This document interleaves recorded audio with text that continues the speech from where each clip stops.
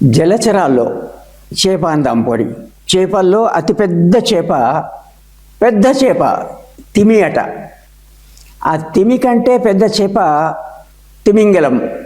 తిమింగిలానికంటే పెద్ద చేప తిమింగిల గిలం. దానికంటే పెద్ద చేప తిమింగిల గిలం. దాన్ని మించిన పెద్ద చేప రాఘవం. మొన్న తెలంగాణలో యాంటీ కరప్షన్ బ్యూరో వాళ్ళు ఒక పెద్ద చేపను తిమింగిలాన్ని పట్టుకున్నామన్నారు. రోడ్స్ అండ్ బిల్డింగ్స్లో ఇంజనీరింగ్ చీఫ్ మోహన్ నాయక్, ఆయనకున్న మనకు తెలిసిన ఆదాయాలకు మించి, లెక్కకు మించి ఆస్తులున్నాయి. ఆ ఆస్తులు వాటి మొత్తం విలువ మార్కెట్ విలువ లెక్క కడితే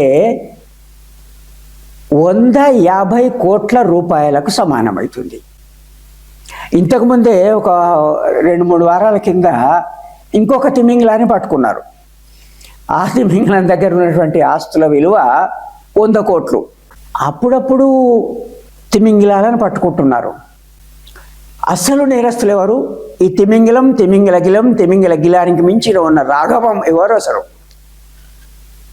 ఓట్లు కొంటున్నారు, ప్రజలకు డబ్బులు ఎరవేసి అక్కడే అవినీతి ప్రారంభమవుతుంది. ప్రజలకు లంచాలు ఇచ్చి ఓట్లు వేయించుకుంటున్నారు.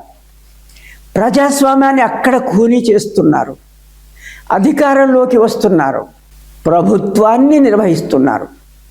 మరి అట్లా అక్కడనే అవినీతి ప్రారంభమైంది అంటే ఈ దిగువన అన్ని స్థలాలలో అవినీతి లేకుండా ఎట్లా ఉంటుంది?